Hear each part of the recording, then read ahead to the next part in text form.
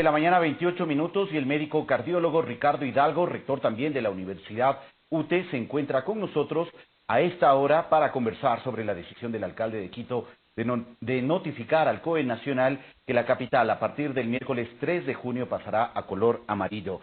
Buenos días, doctor. Gracias por acompañarnos en Telediario. Buenos días. Muchas gracias por estar con nosotros.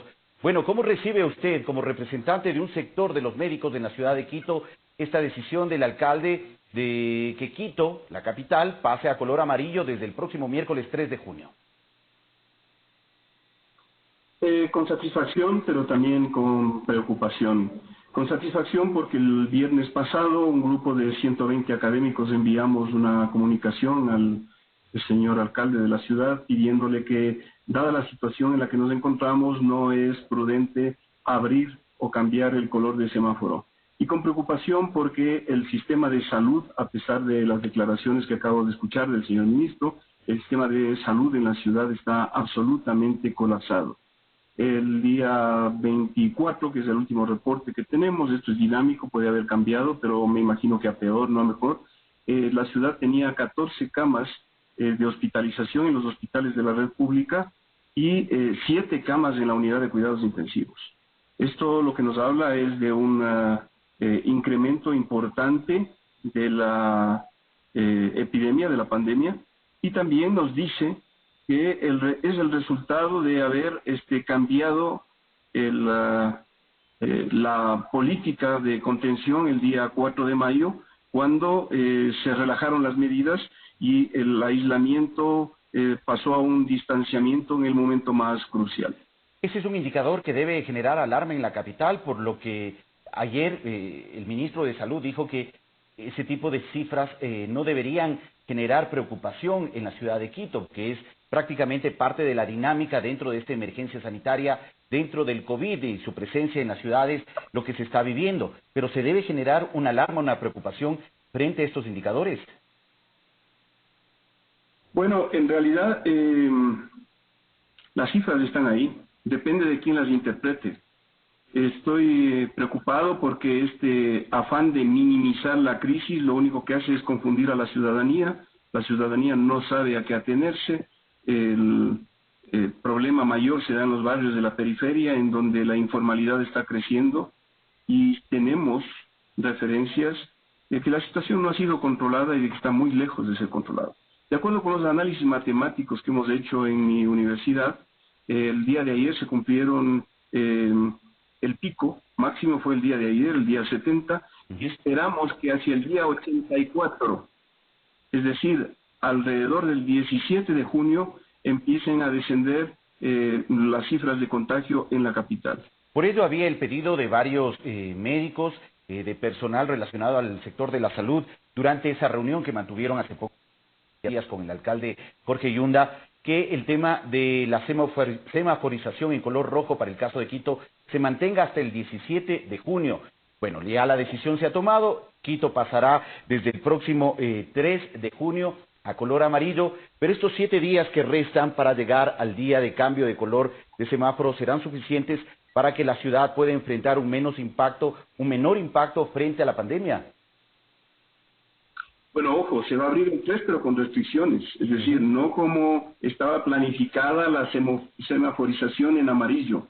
Se está hablando de restricciones en el transporte público, del aforo, etcétera.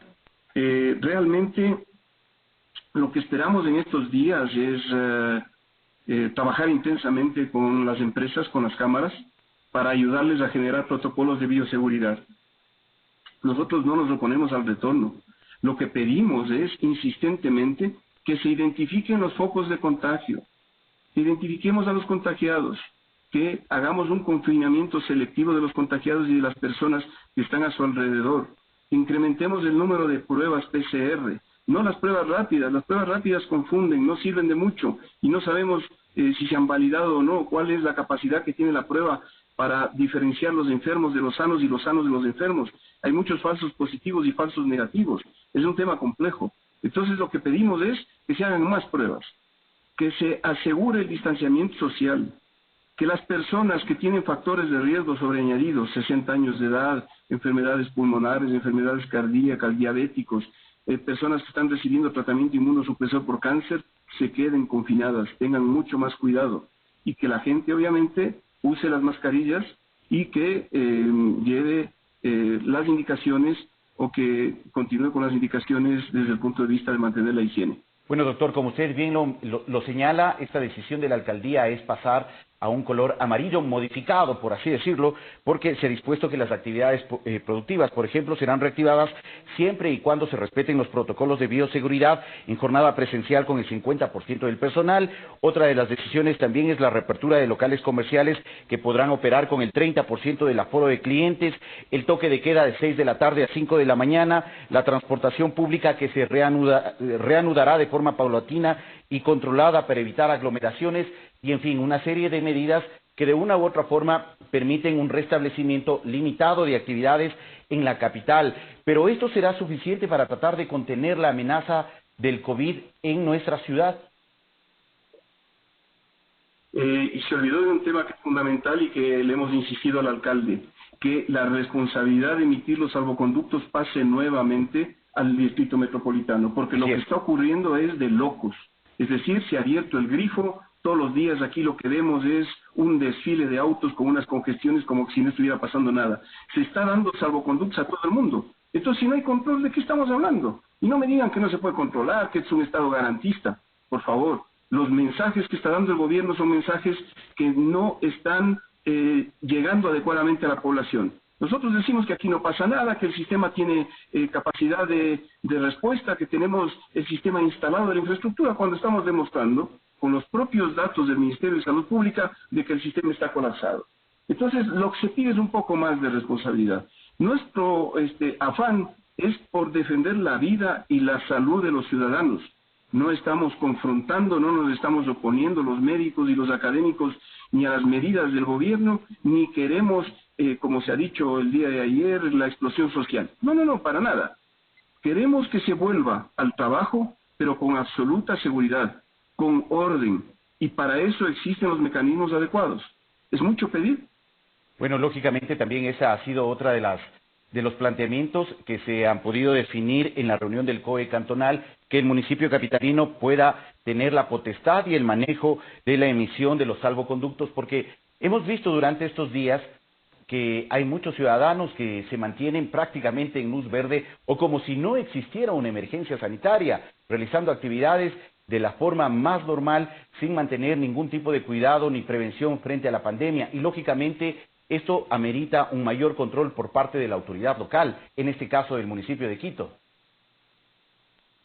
Así es. Esperamos que a lo largo de estos próximos 15 días se logre un mayor control, se disminuyan las aglomeraciones de los ciudadanos, sobre todo en los barrios del centro de Quito, en las periferias, y que podamos retornar a lo que se ha llamado la nueva normalidad en un ambiente de seguridad, pero de garantía de que no vamos a tener un rebrote. Lo que más nos preocupa es eso. Si no identificamos a las personas que están contagiadas y de estos a los contagiados asintomáticos que ni ellos saben que tienen la enfermedad, pero que son portadores de la enfermedad y que pueden contagiar hasta 3 o 4 personas, no vamos a lograr controlar la pandemia y lastimosamente tendremos muchos rebrotes, algunos de ellos más graves, con picos más altos, que nos van a obligar a cerrar la ciudad, y las pérdidas económicas, que es una de las preocupaciones de las cámaras, serán aún mayores. Doctor Hidalgo, pero ¿cómo lograr esta conciliación entre la necesidad y la urgencia de generar un cuidado de la salud pública, de protegernos frente a la pandemia, con la necesidad también muy real y muy legítima de muchos ciudadanos, de muchos capitalinos que en este momento no tienen para comer? Hay gente que vive del día a día y que necesita ya trabajar y reactivarse y tratar de recuperar en algo el tiempo perdido, bueno, entre comillas perdido porque se ha ganado la protección de la vida. Pero ¿cómo conciliar estas dos posiciones? Es responsabilidad de todos y el Estado no puede pasar la pelotita a los GATS. En Quito se ha calculado que con 300,000 canastas de alimentos durante 4 semanas se puede mantener alrededor de 1,5 millones de personas diariamente en sus casas, porque la gente sale porque no tiene para comer. pero si les proveemos de la alimentación, entonces la gente ya no tiene pretextos para salir. Y si las canastas nos venden a $50, que es el precio que se calcula, puede comer una familia de 4 o 5 personas durante una semana. Doctor Hidalgo, usted en la reunión que mantuvo, en la que participó también con otros médicos, con el alcalde Jorge Yunda, planteaba en la necesidad de generar una corresponsabilidad desde el sector productivo empresarial, poder colaborar, sobre todo a las personas que menos recursos económicos tienen para tratar de mantener aún este periodo de cuarentena, de cuidado, de mantenernos en color rojo, poder generar un tema de corresponsabilidad social. Bueno, sí, los empresarios tienen además del equipamiento de bioseguridad a cada uno de sus empleados. Esto no se puede esperar que el empleado tenga incluso que incurrir en estos gastos. Es decir, las normas de bioseguridad, la implementación de protocolos y proveer del material de seguridad y el equipamiento adecuado es responsabilidad de los empresarios, por supuesto. Claro, y lógicamente si es que hay una demanda y una posición muy firme y clara desde el sector empresarial, también debe existir esa predisposición para poder colaborar frente a estas circunstancias que vive el país y la ciudad especialmente. Bueno, hemos conversado con los empresarios, ellos están abiertos. Inicialmente ellos tenían una posición mucho más dura y hemos llegado a conciliar nuestras posturas. Lo que yo ya he manifestado en otras ocasiones es que el enemigo está afuera. No tenemos que confrontar entre los ecuatorianos. Nosotros los médicos, desde la óptica de la salud pública, los empresarios preocupados por reactivar la economía, estamos remando del mismo lado. Hagámoslo responsablemente, sumemos esfuerzos, no confrontemos. El enemigo es el virus. Así es. No somos enemigos los ecuatorianos que estamos en distintas posiciones, para nada. Así es, el enemigo común es el virus, no entre nosotros. 1.500 pruebas diarias, asegurado el alcalde Jorge Yunda, que se realizarán para poder determinar un poco el escenario real que está enfrentando Quito frente al coronavirus, pero también ha dicho que se espera que los laboratorios, tanto del IES, del Hospital del IES Sur, como de la Universidad Central estén disponibles para poder procesar estas pruebas que se realizarán en un número de 1.500 diarias. ¿Es esto suficiente? Es factible, no es suficiente. Hemos puesto a disposición del señor alcalde nuestro laboratorio de biología molecular, que está también acreditado por el ARCSA. La universidad corre con los gastos del equipo que lo tenemos y del personal experto, y los reactivos nos proveería el señor alcalde. Estamos esperando una respuesta por parte de la Secretaría de Salud del Distrito Metropolitano, y de esta forma también nos sumaríamos a realizar pruebas. Estamos en capacidad de hacer un poco más de 400 pruebas diarias. Por lo tanto, si nos sumamos a este grupo, a esta red de laboratorios, Quito prácticamente puede ofrecer en este momento alrededor de 2.000 pruebas diarias. Y con ello tampoco no sería suficiente, pero sí factible. Nada es suficiente, pero sí, es mejor que no hacer nada, por supuesto. Y bueno, al menos la realización de esas pruebas nos permitirá tener, o a las autoridades permitirá tener un mejor escenario de cómo se presenta la enfermedad en la capital. Por supuesto, y no solo hacer pruebas a los pacientes que tienen síntomas o a los pacientes sospechosos, sino empezar a hacer pruebas aleatorizadas a la población en general para saber cómo se está comportando el virus. Esto es muy importante. Hemos insistido desde hace ya algún tiempo sobre la necesidad de transparentar los resultados. El Ministerio de Salud no puede mezclar las pruebas rápidas con PCR porque miden dos cosas diferentes y lo único que hacen es confundir a la población. Hay una falta de transparencia en las cifras. Esto tampoco es aceptable. No sabemos cómo está la curva en este momento. La curva se viene aplanando ya desde hace 2 meses y eso no es real. Es hora de empezar a transparentar las cifras. Este es un país, paradójicamente hablando, en donde tenemos que ir a fuentes secundarias en el extranjero para enterarnos qué es lo que está pasando. Por ejemplo, sabemos a ciencia cierta que los muertos no son los que se ponen en los reportes. Ya mediante una variable de muertes en exceso, tenemos el dato de que hay casi 17.000 fallecidos en el país por la pandemia. Eso nos coloca en el primer lugar de la mortalidad per cápita en el mundo, lastimosamente. Estamos ya cerrando la entrevista. Muy precisamente un mensaje para los ciudadanos frente a estas decisiones que ha anunciado el municipio de Quito, el alcalde. Unas recomendaciones puntualmente desde la academia, por favor, doctor. Lo de siempre, lavarse las manos, usar mascarilla, distanciamiento social, manejarse con mucho cuidado, evitar que los pacientes de riesgo salgan a la calle, también es responsabilidad de los ciudadanos. Aquí todos somos responsables del manejo de la pandemia.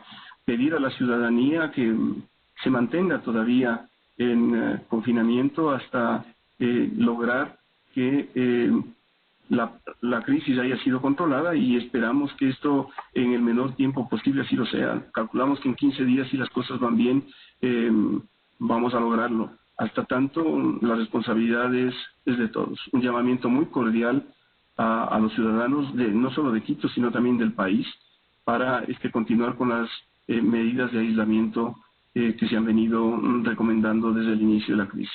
Bien, muchas gracias, doctor Hidalgo, por su información compartida.